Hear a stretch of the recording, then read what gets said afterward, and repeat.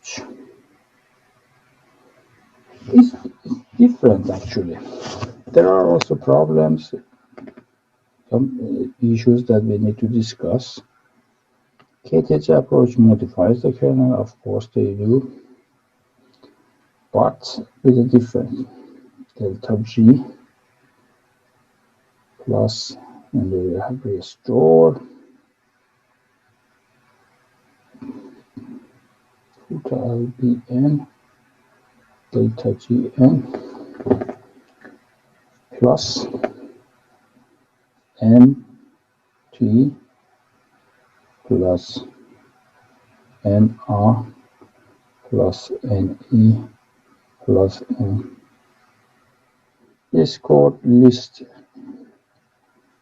squares modification plus additive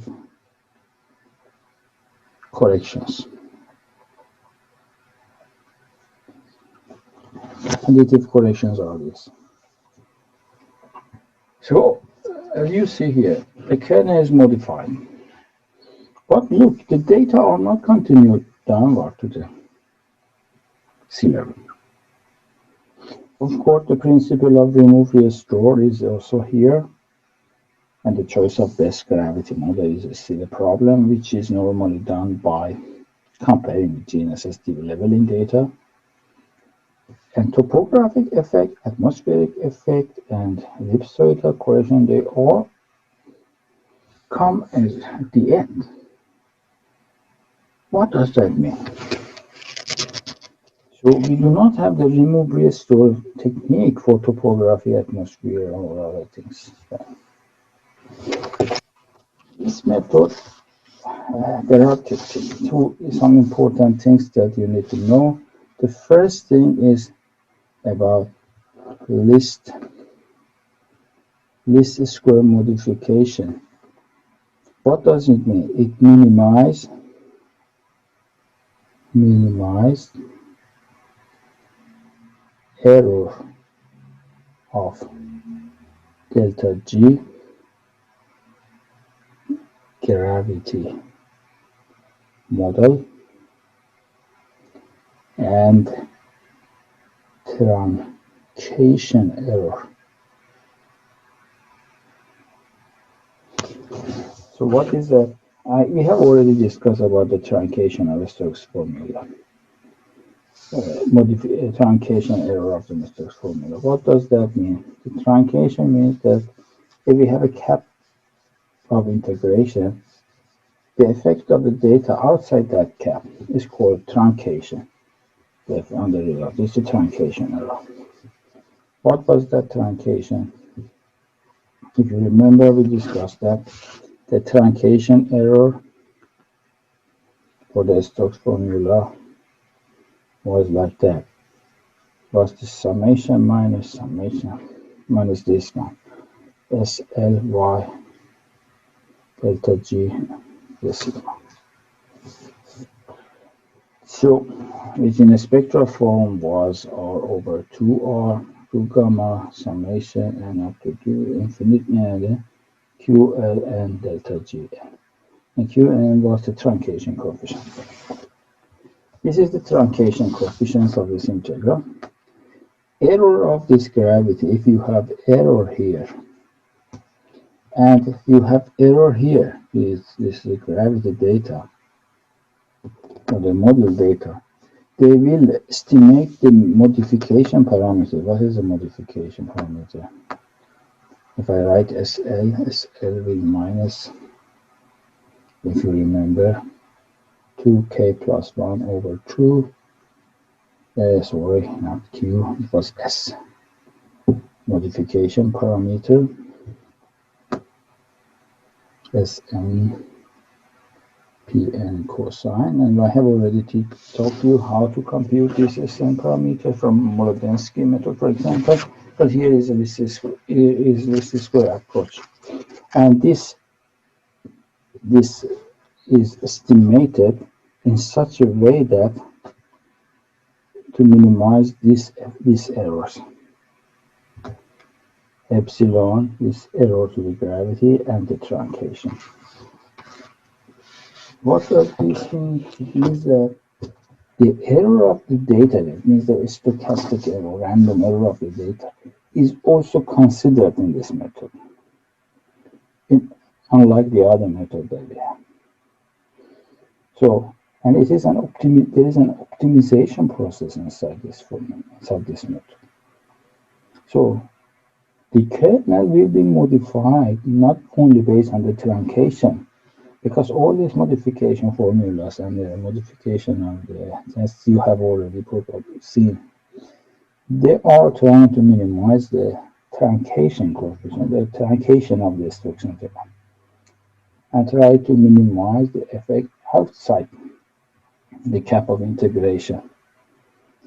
But here, it's not only the truncation error, but also the error of the data, tensorial data, and error of the gravity model is minimized, but in a least square sense. How it is done, it is a little bit complicated. It's for those PhD students who do their PhD at KTH and they want to write PhD thesis in physical geodesy. It's a compulsory for them to work in that. But for you, you just need to know that the modification parameters are estimated in such a way that the truncation error of the Stokes integral, the error of the gravity data and gravity model are minimized. It's an optimized kernel function. So that's it.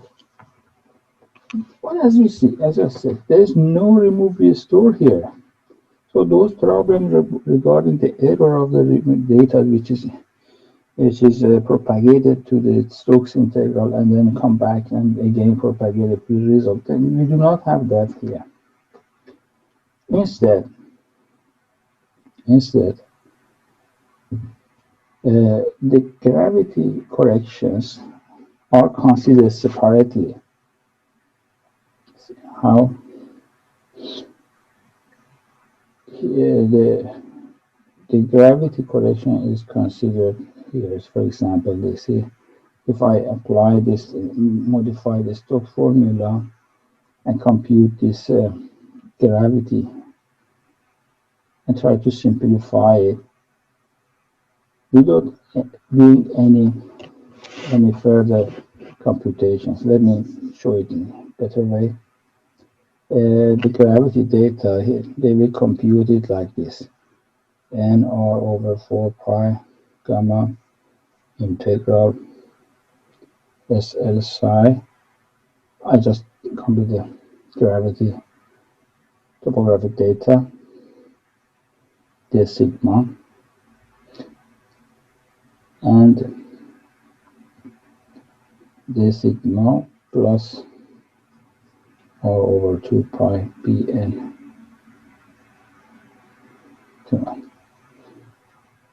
Then delta G. Then here we have an indirect effect. In fact, the effect is here is computed for the topography. It will be some geoid with a modified geoid, modified kernel, plus a geoid topography effect on the geoid, because it is inside the Stokes integral, and the result will be the geoid. The result will be the effect of topography and geoid, and it is continued downward.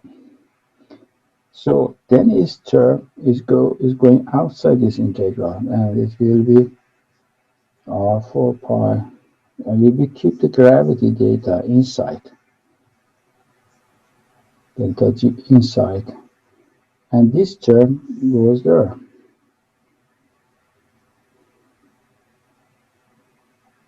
Sigma Bn delta Gn up to degree L.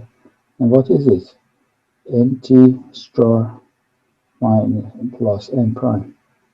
It's the topographic bias.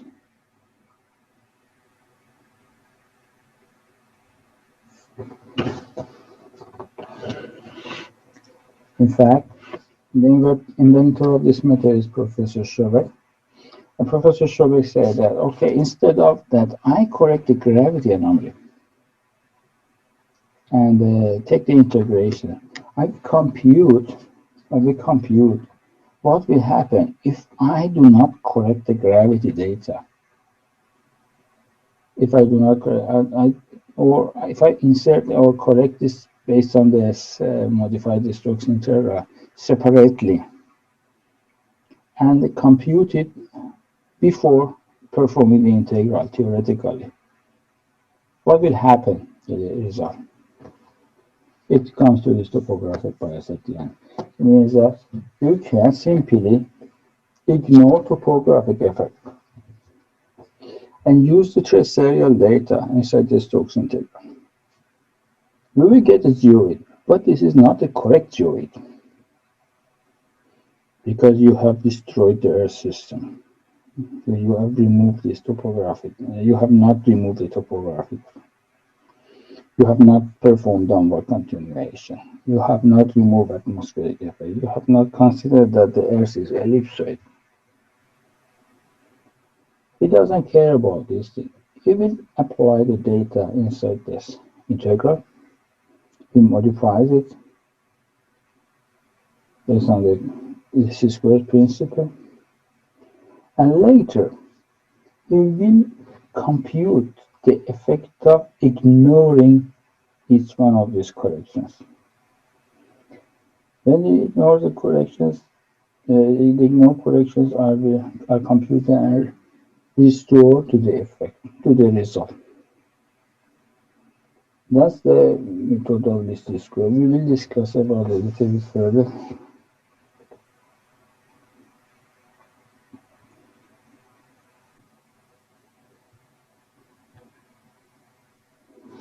Yeah, as I explained, in this approach, the modification parameters are estimated in such a way that the error of terrestrial data, error of the gravity model, and the truncation error of the Stokes integral are minimized in at least these questions. So the data are assumed that they are at the surface of the Earth. So you can perform this integration, you come to a result which is not really geoid because you have not removed the topographic effect, you have not removed the atmospheric effect. Therefore, you need to correct this geoid for it. The simple thing was that Professor Schobeck put this gravity anomaly, the effect of the topography and the gravity anomaly inside the integral and solve this effect on the geoid. And thereafter, they consider what is the indirect effect afterward. And observe that it will be exactly the same with this topographic bias, but with minus sign. They combine these two effects, the direct effect and indirect effect for the remove and the restore part, and combine these two. So he did it like this. He wrote this integral. The geoid is the Stokes integral, of course the modified one, over the small cap side. The modified kernel function, tracereal data, without any remove or restore. He didn't touch the gravity data.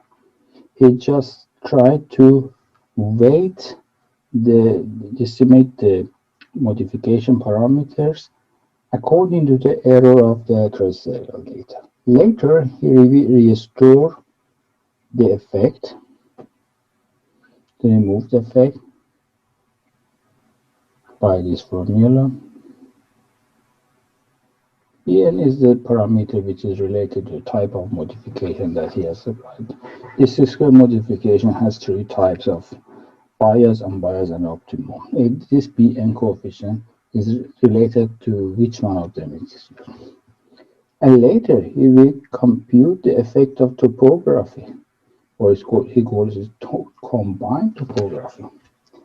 In fact, he said that, okay, I compute the geoid model, disregarding anything, any other thing. And this geoid model is not the real geoid model. Then it is biased with different things. First is topographic effect, which we have ignored. Second, atmospheric effect that we have ignored. Downward continuation effect that we have ignored. And ellipsoidal correction. Thereafter, he will go and compute these effects. He said how much ignoring these coefficients, these parameters, these corrections can affect this geoid. He tried to model them and compute them. And he did the similar thing for the atmospheric effect. And also the ellipsoidal correction. Why ellipsoidal correction? Because all these Stokes function, as you see here, they are all based on the spherical Earth. But the Earth is not really a sphere, it's an ellipsoid. He has computed that how much that ellipticity can influence the geoid, which is estimated from a spherical boundary value problem. Then we try to correct that. So this is the correction. It is actually formula for this ellipse is very long, and I think it's not enough. It's outside this course. It will be too complicated for you based on this. Then I just mentioned that. Consider that all these geoid determination method or the boundary value problems are defined based on for the spherical Earth. But in reality, the Earth is not a sphere, it is an ellipsoid. And therefore, we have to compute this correction to see when we consider the Earth as a sphere, how much far we will be from the ellipsoidal Earth. We compute that effect and add it as a correction to the geoid model. And the last one is the downward continuation effect. Yes, downward continuation is very important because, as I said, he assumes that the data are at the surface of the Earth and he integrates them directly. So, what is the effect of ignoring this downward continuation? And he tries to see to generate the data to generate the gravity anomalies to the potential to the geoid directly at the surface and bring the geoid down step by step. So in fact, this downward continuation in this method is done on potential, not gravity. And this is advantageous because potential is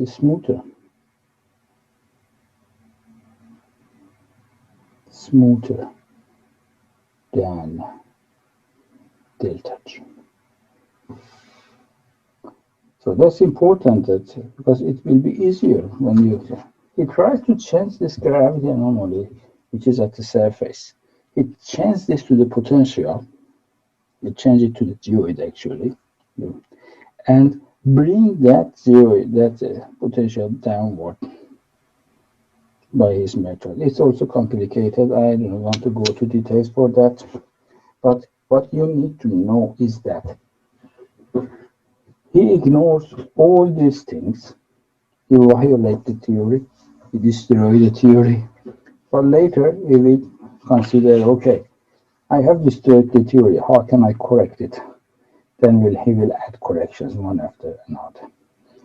So there are people that they are against this idea. They say that boundary value problem is valid only when the data are already at the surface of the ellipsoid or the sphere.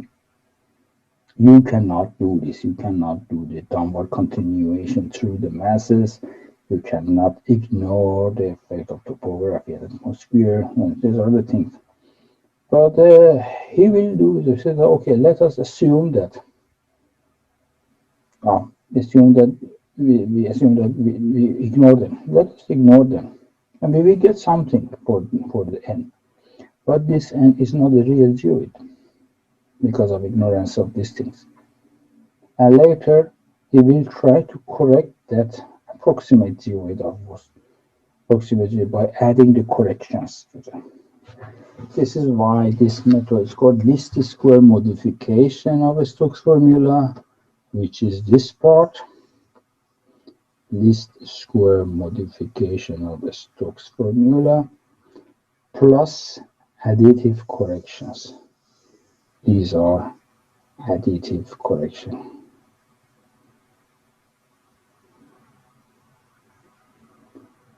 This is the method that has been developed by my professor at KTH, and it works very well in different areas. And I would say that one of the successful methods, or most successful methods that I have ever seen. Maybe there are any other, but I don't know. I have not seen anything better than this. It's more complicated. It considers the errors of the data. It will modify the kernel. It will consider topographic, atmosphere, ellipsoidal correlation, downward calculation out after computing the approximate geoid model, and try to improve the approximate geoid by these additive corrections. And he has trained different PhDs for applying this method and improving practically for different areas and different areas for that. So that's the method for this square modification by Stokes formula. One issue that I mentioned it, nobody has mentioned it so far. I mentioned this gravity data at the surface of the Earth. That's my point. I would say that taking the integration over this irregular surface is wrong, theoretically. Because when I want to take the integration, take the integral, I assume that the data are at the regular surface. And these small areas are almost equal, or at least they can be modeled based on models. But this one, the horizontal integration element at the surface of the sphere will not be that much. That one. In horizontal integration, for example, for this area, will be this one. But the points you see that over this area, if we have a higher slope, this is the surface integration, not this one. So when we consider that this surface integration elements are equal at the surface, they are not equal at the surface. That's the problem. However, it doesn't influence the result that much. Probably it will be influential when the height of the topographic mass or the topographic height are too large. But that's the things that we cannot use that. This is why that Molodensky tried to define telluride instead of, because he didn't want to he couldn't compute the integral over the Earth's surface. That was the whole issue. Otherwise, if we could assume that these data, which are actually over the, for example, surface like this, is the area, you assume that it is like this, and you perform the integration. Of course, it is not the same. This integration element, surface integration element, therefore, that's what I see as a problem in this method. However, practically, my friends, they have applied this and they worked well. They could come to geoid. But this effect can be discussed with Professor Schuberg later. So that was all. Then I can say about these things. Let me give you a summary. RCR, Stokes helmet. They both apply, remove, compute, restore of long wavelength portion of the geoid by the gravity model. This one modifies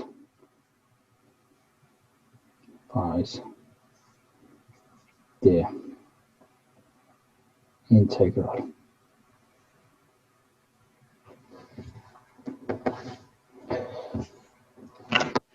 Remove, compute, restore of topographic effect and atmospheric effect.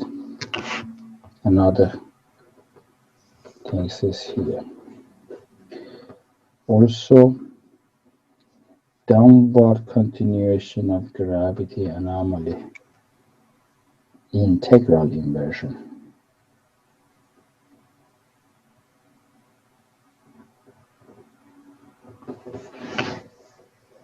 So now I go for least square modification. Least square modification of Stokes formula plus additive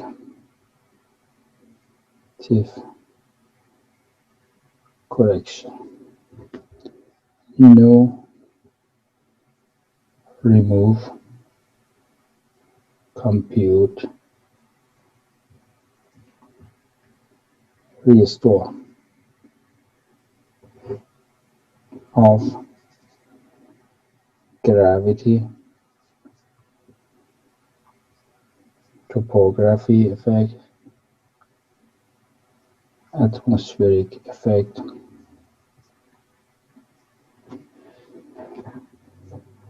ellipsoidal correction effect, downward continuation is done on potential without integral inversion.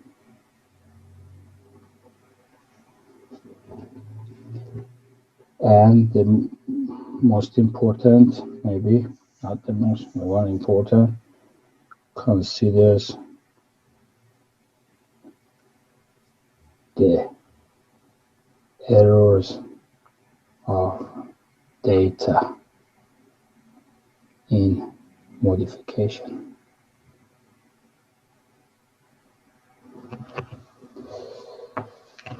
So therefore it means that when you do not remove an issue, he left the gravity data contribute in the modification parameters according to their accuracies. If they are precise, they contribute more into the geoid than the one which is not accurate.